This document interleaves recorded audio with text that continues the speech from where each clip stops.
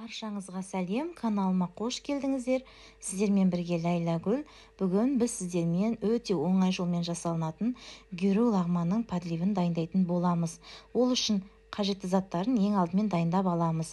Мен барлығын турап алдын ала дайындап қойдым. Осындай ет қажет болады. Жапырақ тәрізді үлкен бөліктерге бөліп алдым.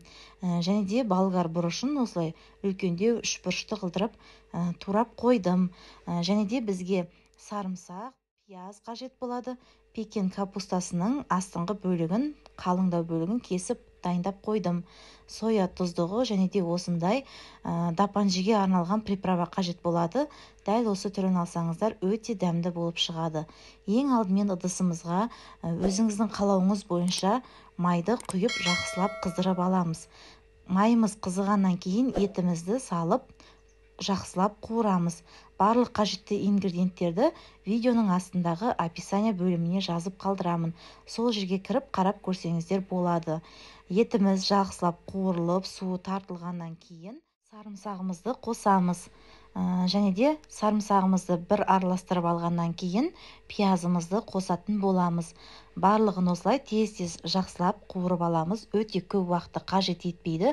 Сондықтан дәл осы әдіспен гюру лағманды дайындап көріңіздер. Ешқандай заготовка дайындамайсыздар, етіңізді маринадтамайсыздар. Өте оңай, жылдам дайындалады. Сондықтан дәл осы әдіспен дайындап көрулеріңізді сұраймын. Біздің сарымсағымыз және де пиязымыз қуырылып болғаннан кейін бір ас қасық соя тұздығын құйып тағы бір қабат араластырып жібереміз. Енді болгар бұрышын қосамыз. Жақсылап бір араластырып 1-2 секунд көлемде қуырып аламыз. Жақсылап қуырып алғаннан кейін жаңағы біздің дәмдеуішімізді саламыз. Бұл дәмдеуішті дапанжиға қоссаңыздар да болады. Өзіңіздің қалауыңыз бойынша ашты болғанын қаласаңыздар көптеу қоссаңыздар болады. Мен бір ас қасық қостым, соның өзі жақсы ашты болып шықты. Енді пекин капустамызды қосамыз, араластырамыз және де дәміне қарай тұз қосатын боламыз. Өте дәмді, сочный болып шығады. Міндетті түрде дайындап көріңіздер. Енді бір қабат қуырып алғаннан кейін өзіңіздің қалауыңыз бойынша кішкене су құйсаңыздар болады.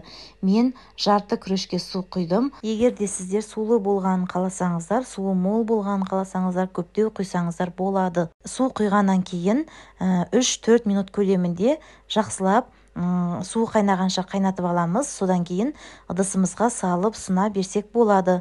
Бар құпиясы осы. Біздің лағманымыз дайын болды. Өте жылдам, тез дайын болады.